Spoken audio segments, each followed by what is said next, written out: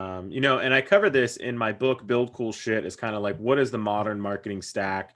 And what are the tools that you really need to have, right? So at the end of the day, right, every business is unique. It's its own snowflake. So this stack can change for any single company. So don't take these tools like, oh God, I have to add these.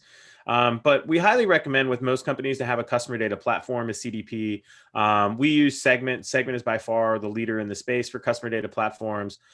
Customer data platforms are really good because one, they help provide you a 360-degree view of your customer. But they become, in essence, the data pipeline you use to track all of your customer interactions and then send that to all of your other tools, which makes it a lot easier. And I'll come back to one of the reasons why it's super, super helpful. Can you I'm a explain the difference between a CDP and a CRM, a Yeah. customer management?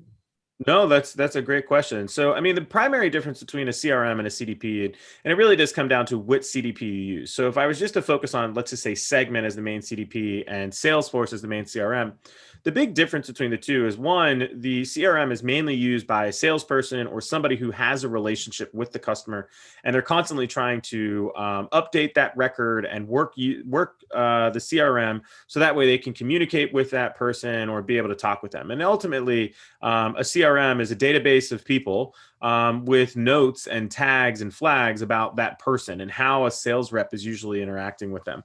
Now, I know in the enterprise space, marketing automation tools sometimes get called the CRM. So in that case, right, it's still a contact record, which we're trying to automate communication through and how we're managing the relationship with that customer. There can be Now, a lot of whereas overlap between these things, and people might use for one for sure, the other and stuff sometimes. absolutely, for sure. And then in the traditional aspect of a CDP, right? So a CDP for Segment's perspective, right, is it's basically a pipe, right? So we send our data to it, and then it not only stores that data in many cases, it doesn't store it in a means where you can like quickly access it and then like understand where Tony is in the sales process. It does store it and it does keep all their data, but typically a CDP is actually responsible for the distribution of that data to other tools as well. So when you think about Salesforce, you may connect that to your Segment CDP and have Segment send all the data from your website, your mobile app, your forms, anything you have into Salesforce. But the reason why that's so valuable is not only will Segment send that data to Salesforce, but it'll also send it to Marketo, also send it to Amplitude or Google Analytics or Google Ads or Facebook.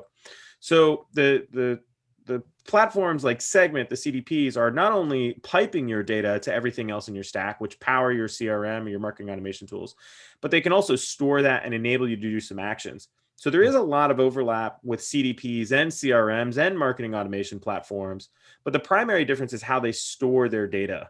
A CDP is always expanding, can always save more data. Salesforce, if there's not a field, it's not going to save it. And Salesforce doesn't track behavior data really all that well. And that's where the CDPs provide a lot more value. But I can't tell you just off of like this podcast, should you be using a CDP or a CRM or a marketing automation tool? Chances are you should be using all of them and they should all be integrated together. But for some businesses, right, depending upon the CDP you choose, you no longer need a marketing automation tool because the CDP is going to accomplish that. So that's where it gets really, really confusing and it can get hard. That being said, in your business, you should be using a marketing automation platform, whether that's a Marketo, a Pardot. I really, really love Autopilot, which is one of my favorite marketing automation tools. If you're B2B, you should have a CRM like Salesforce. I know there's other platforms out there like Sugar or Zoho. If you want to be cheap and use the third best tool in the marketplace, you can go to those guys. I always use Salesforce. HubSpot's making a big contention right now for really being a popular one there. And then the last one that I always say that everybody has to have is analytics, right? And I'm not saying Google Analytics specifically.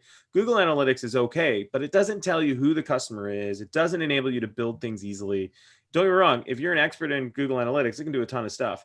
But when you think about making it easy to track users on the site, right? Platforms like Mixpanel, they will actually track who the customer is, what their name is, track every attribute that you save about them, as well as what are they doing. So Mixpanel and Amplitude are really, really good tools for doing this. And Mixpanel, a great platform, but Amplitude's free. So most people could use that forever and never have to pay $1. So really, really powerful platform. But those platforms can get complicated. So even if you have to take a step back from that, there's other platforms like Hotjar or even Kissmetrics, which might make it a little bit easier for you. But you really do need to have a marketing automation platform. You need to have your analytics platform. And hopefully you get a customer data platform set up, a CDP, so that way it just makes your integration process even easier.